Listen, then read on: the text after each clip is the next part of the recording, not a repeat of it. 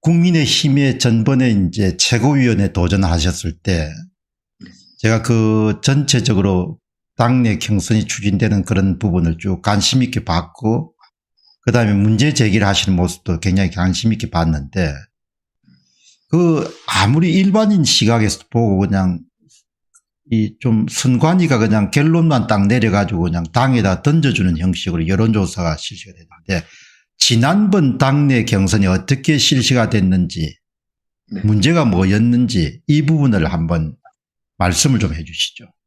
네. 잘 아시다시피 국민의힘 당내 경선은 좀 크게 목소리를 내셔야 될 것 같아요. 예. 국민의힘 지난번 당내 경선은 모바일 당원에 대한 모바일 투표와 ARS 조사 그리고 일반인에 대한 여론조사 이렇게 크게 세 가지 방식이 있었습니다. 예. 그런데 그 당원에 대한 모바일 투표는 K보팅으로 알려져 있었고 그리고 그 당원에 대한 전화 ARS 조사는 ARS 조사기관이 하는 것으로 알려져 있었고 그리고 일반 여론조사기관도 당이 일반 여론조사기관에 맡기는 것으로 알고 있었습니다. 그런데 이게 제가 여러 가지 기초 자료를 좀 공개해 달라고 요구해도 전혀 이루어지지 않아서 가처분 소송을 제기하게 되었고 가처분 소송에서 선관위가 당과 맺은 협약서를 제출했습니다. 그래서 드러난 사실은 이제 K보팅으로 알려진 모바일 투표 부분에서 선관위가 너무나 갑 중에 갑으로 거의 노예 계약에 비슷한 당은 거의 권리도 제대로 찾지 못하고 선관위는 뻔뻔스럽게 거의 의무를 거의 지지 않는 그러한 계약에 문제가 많은 부분을 알게 되었고요. 그리고 소송 와중에 또 하나 알게 된 사실은 ARS와 일반 여론조사도 선관위의 통째로 맡겨져서 당이 직접 그 기관들에 도급을 주고 하청을 주고 하는 것이 아니라 선관위가 알아서 ARS도 맡기고 선관위가 알아서 여론조사도 맡겨서 전체적으로 안전한 최종 결과만을 당에 넘긴다라는 것을 소송 중에 또 알게 되었습니다. 가만 그래서 계시죠. 가만 계시죠. 지금 너무 지금 충격적인 말씀을 하셔가지고 이 부분은 이제 시청자분들이 좀 강조하는 의미에서 제가 한번 정리할 거니까 혹시 내 이야기에 문제가 있으면 한번 지적을 해 주시죠. 네네. 지금 이제 도태우 변호사님 말씀이 상당히 놀랍습니다만은 제가 이해한 바로는 원래는 당원에 대한 모바일 투표만 선관위가 주도하기로 했는데 지금 나중에 가처분 소송을 하고 보니까 당원에 대한 모바일 투표도 선관위가 맡고 당원에 대한 ARS 투표도 선관위가 맡고 그다음에 국민에 대한 여론조사인 ARS도 선관위가 맡고 이 세 가지를 모두 다 선관위가 맡았다는 것을 가처분 소송을 통해서 도태우 변호사님이 인지를 하게 된 거고 그리고 그 중간에 어떤 프로세스가 진행되는 것에 대한 일체 설명 없이 그냥 결과를 만든 다음에 선거관리위원회가 당에 국민의힘에 통보하는 그런 형식으로 진행됐다. 그 말씀 맞습니까? 그런데 ARS와 일반 여론조사 부분은 선관위가 직접 행하는 것은 아니고요. 선관위가 그 기관을 선관위가 정했다는 거죠. 가만 계시보시오. 그러면은 선관위가 직접 하지는 모바일은 직접 했지만 선관위가 직접 하지 않더라도 대부분의 한국의 여론조사 업체들이 선관위의 영향력 하에 있지 않습니까? 네, 그렇죠. 일종의 협력업체로 이해할 수 있는데 그렇게 진행됐다 말씀이시죠? 예, 그러니까 당이 일반적으로 생각할 때는 일반 여론조사 기관 경우에는 당이 주도적으로 선정해서 맡길 것으로 생각하고 그 다음에 ARS 경우에도 당이 ARS 기관을 선정해서 그걸 주도적으로 관리할 줄 알았는데 소송 중에 이건 문서로는 제출하지 않고 소송 중에 이제 변론을 통해서 말하는 것은 일체 자료가 선관위에 있다고 계속 말을 하면서 하는 말이 결국 하청을 준 것도 선관위이기 때문에 ARS 자료도 당에 아무리 얘기해봐야 당이 줄 수 있는 게 없다. 이런 말이 되더라고요. 그러면 거기에 지금 법정에서 문건으로 제출하지 않았지만 법정에서 그렇게 정언한 변호사는 국민의힘을 대변하는 그런 변호사분이십니까? 네네네. 대리에서 나온 거죠. 네. 그러면 그건 국민의힘의 의견이라고 그렇게 봐도 무방하겠네요. 네네. 뭐 아마 그 변호사가 함부로 말하지 않을 거니까 알려져 있지 않다 뿐이지 사실은 이제 그런 방식으로 진행되었 그러면 도태우 변호사님 걸렸죠. 지금 이제 말씀하신 걸 종합해 보면은 상당히 어마어마한 사실인데 가처분 소송을 내고 그다음에 변론 중에 나온 사실을 미뤄볼 때 우리가 이제 건설업에서 보면은 대개 공사를 진행할 때 일괄해서 넘기는 것을 턴키 베이스라는 이런 용어를 쓰지 않습니까? 맞습니다. 그러니까 그 말은 국민의힘이 네. ARS니 뭐 모바일이니 이런 게 어떻게 진행되고 표본수를 몇 개고 업체는 공정성한 업체인지 이런 거 전혀 없이 그냥 턴키 베이스로 그냥 전체로 네. 그냥 선관위에 넘겨버린 거네요. 그러니까 건설 쪽에서도 제가 알기에 턴키 베이스로 넘기는 걸 좀 경계하지 않습니까? 당연하죠. 불법이 되는 곳도 있고요. 그러니까 이 차마 국민의힘도 공식적인 문서나 이런 거로는 일종의 턴키 베이스처럼 일괄 도급 형태로 우리는 선관위에 다 넘겼다는 말을 그래서 못하는 거예요. 제가 보기엔. 그러면 그런데 한 번 더 확인해 보시죠. 선관위에서 구체적으로 우리가 중앙선거관리위원회라고 이렇게 지칭해야 네. 됩니까? 아니면 네. 수주한 척을 선관위로 해야 됩니다. 중앙선거관리위원회로 해야 되죠. 중앙선거관리위원회입니다. 네, 중앙선거관리위원회. 네, 그럼 네. 중앙선거관리위원회는 주로 그런 거를 담당하는 부처가 있습니까? 아니면 중앙선거관리 여시비가 다른 담당합니까? 문제가 좀 있는 것 같습니다. 그러니까 위탁 계약을 맺고 일종의 위탁 계약이거든요. 위탁 계약을 그래서 맺었구나. 네, 네. 그러니까 이제 소송 과정 중에 도태우 변호사님이 계속 국민의힘에게 6월 11일 날 전당대회 투표 과정에 대한 상세 자료를 제출하라 하니까 계속해서 우리는 그런 게 없고 전부 다 넘겼다. 그렇게 이야기가 나온 거군요. 그러니까 자기들이 가진 자료가 없다라고 계속 이 변명을 하는 와중에 그러면은 모바일 투표는 그 위탁 계약서가 있으니까 넘겼다 치고 ARS에 대한 것은 그러면은 당이 갖고 있지 않느냐 이렇게 되니까 아니 당은 사실은 그 부분을 직접 관리하지 않았다. 당은 선관위로부터 최종 결과만 통보받았다. 이런 말을 이제 하게 됩니다.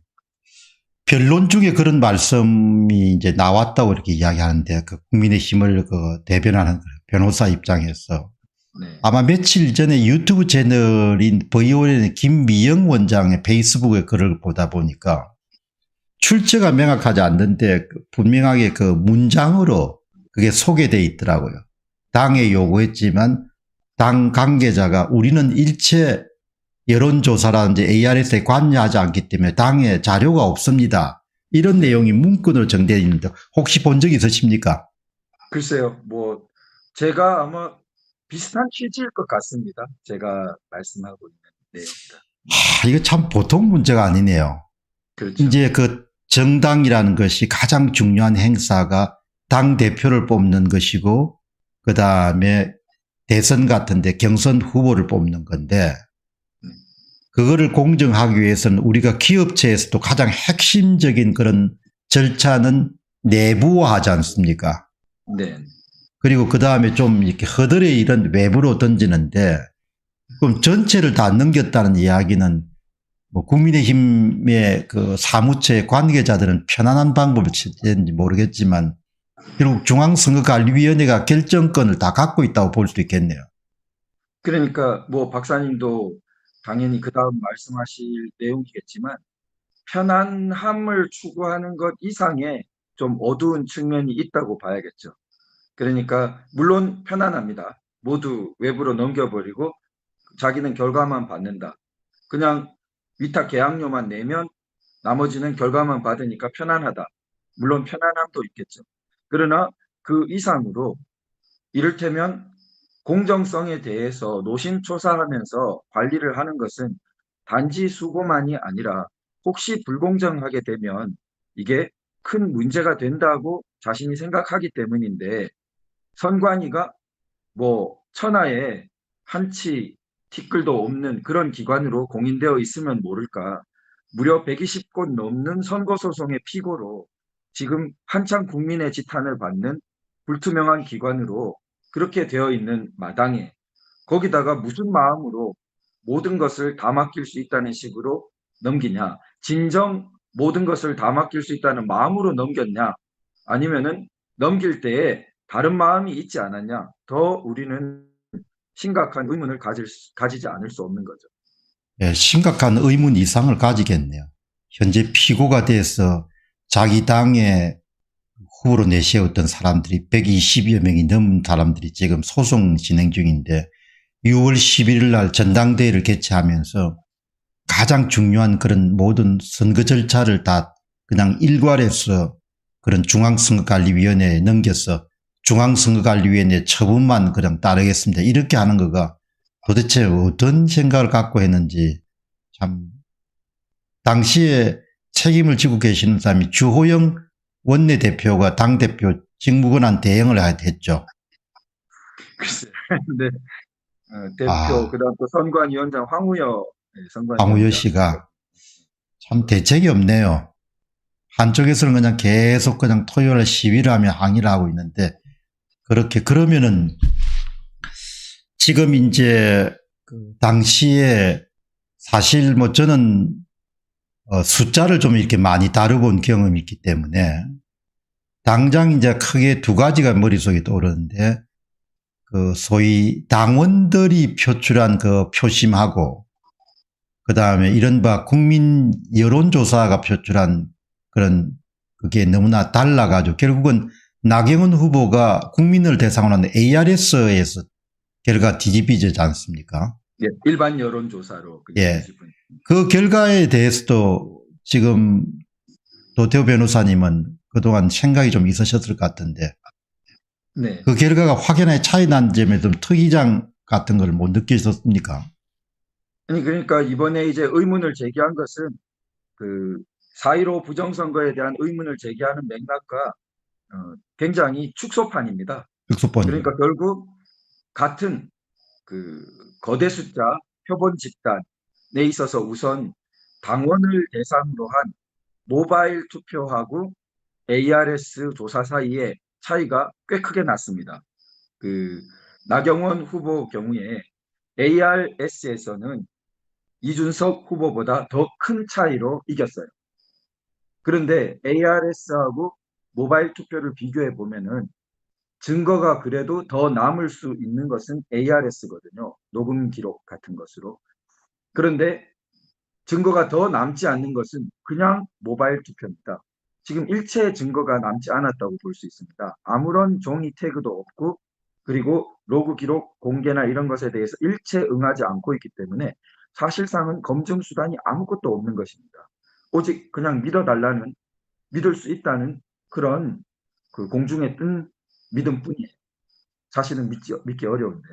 그래서 그런 부분이 두 개가 차이 난다는 것도 같은 표본 집단에 대해서 굉장히 의심스럽고, 그 다음에 일반 여론조사는 더욱더 너무나 큰 차이를 냈는데, 이게 그렇게 큰 차이를 내서 뒤집을 정도면 이후에 사후 검증이라도 감사가 철저했어야 된다고 봅니다. 사전 검증도 철저해야 하지만.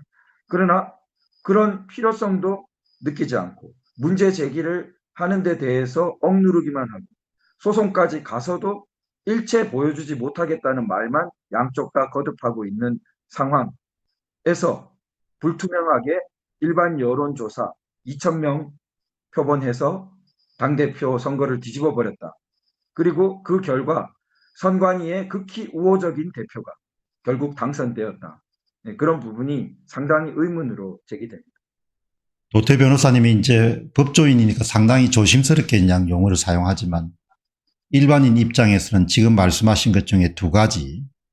첫 번째는 당원 투표라는 그런 같은 모집단에서 추출한 ARS 투표하고 모바일 투표 사이에 현저하게 ARS하고 모바일이 틀렸다는 부분 하나 하고, 네. 그다음에 다른 표본 집단입니다만은 결국 이 결과를 바꾸는데 결정적으로 기여했던 일반 여론조사, 일반 국민들 여론조사도 ARS의 결과가 너무나 틀렸다. 이 두 가지가 이제 가장 큰 쟁점이었는데, 당시 이제 또 제가 좀 오래된 이야기입니다만은 기억을 해보면은 표본 집단 2,000개 정도를 가지고 5만여 표를 결정을 했더라고요. 네. 당원이 한 11만 얼마고 5만 표에서 많이 뒤집어졌는데, 물론 전수조사하기에는 비용이 크니까 그렇게 할 필요가 없겠지만 그 표본조사 2,000개를 가지고 할 정도면은 국민의 힘이 조금만 그런 의지가 있다고 그렇게 하면은 당연히 2,000개 정도의 표본조사를 무작위로 조사하는 것은 국내 어느 대학교 교수님들도 금시할 수 있는 일인데, 네. 그런 것을 그냥 그렇게 전체를 다 표본 집단의 선출 과정이나 이런 부분에 대해서 의문이 있는데, 그걸 중앙선거관리위에 넘긴 것은 이해가 안 가는데 어떻게 생각하십니까? 그러니까 사실 당내 민주주의가 너무 취약합니다. 네, 그런 부분에 대해서 문제 제기가 너무 약했다고 보고요. 지금 박사님께서 말씀하신 것처럼 우리가 그냥 통상 여론조사를 해도 2,000명 하는 경우 많습니다. 그러면은 지금 당 대표를, 그것도 5만 표 가까이 큰 비중을 갖는 당 대표를 뽑는 절차라면 사실 그냥 그렇게 쉽게 2,000명 표본 그거로 결정한다라고 너무 쉽게 생각해서는 안 되는 거죠. 근데 거기에 대해서 그런 표본 추출에 있어서 엄격한 공정성이 보장될 장치가 무언지 고민도 필요하고, 과연 사후에도 과연 공정했는지 검사도 필요하고, 또 혹은 그 숫자를 더 늘릴 방법은 없었는지, 또 뭐 심지어는 복수를 선정해서 두 개가 큰 차이가 나지 않으면서 이게 과연 공정한 여론조사였는지를 검증하는 수단도 필요했고, 그런데 일체의 그런 논의와 문제 제기 없이 간단히 이 결과로 당원 투표를 억누르고 대표를 당선시키면서 이후에 문제 제기하는 사람들은 감히 그런 당의 이런 큰 결정에 대해서 문제 제기하는 일종의 그 버릇없고 돈키호테 같고 일종의 당의 배반자 같은 사람으로 몰아가는 그러한 이 행태가 만연하거든요. 이제 그런 분위기 때문에 사실상은 한국 정당 어디에서도 당내 선거에 대한 문제 제기가 별로 활발하게 이루어지지 않는 거로 알고 있습니다. 그래서 그런 부분은 믿지만 검증하라는 기본적인 태도에 너무 어긋나고요. 그래서 당내 민주주의가 결국 확립되지 못하면서 국가 민주주의도 위태롭게 만드는 기초가 되고 있다고 생각됩니다. 아주 중요한 지점을 지적을 하셨는데, 우리가 이제 헌법적 기본 질서를 민주적인 그런 체제를 지향하게 되면은 당연히 국가의 보조금을, 세금을 통해서 보조금을 받는 정당의 그런 모든 절차가 투명하고 그다음에 공정하고 민주적이어야 된다는 것은, 그거는 그냥 기본적인 국민의 요구자, 국민의 어떤 기본적인 권리지 않습니까? 그렇습니다. 근데 그렇게 본인들이 그냥 알아서 그냥 다 결정을 쑥닥쑥닥 해버릴 정도 되면 보통 심각한 문제는 아니네요. 그 다음에 지금 도태우 변호사님 말씀하신 것 중에 제가 한 번 더 이제 이번에 이제 선거 문제를 다루면서도 보니까 서양에서는 기본적으로 그 선거 과정의 투표라든지 개표 과정과 동일한 선상에서 선거의 당락이 결정된 이후에 오디시라는 그런 검증 절차가 선거 절차에 열애가 아니고 그냥 포함되어 있는 부분이 들어보면요. 네, 근데 그거를 그 맞습니다. 사람들은 그런 검증을 좀 제대로 하자, 문제가 있다 이렇게 생각하는 것을 억누르고 하는 부분은, 법조인은 어떻게 생각하십니까? 저도 이번에 놀란 것이 가처분 소송을 담당하는 판사가 이 소송을 싫어합니다. 그 분위기로 많이 나타내는데요. 그 중에 하나 제가 약간 억척없어한 일이 이런 겁니다. 그 재판부 부장판사급인 분이 하시는 말씀.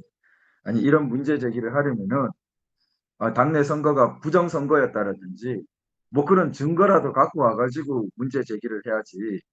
그냥 기초자료에 대해서 후보로 참여했으니까 볼 권리가 있는 거 아니냐.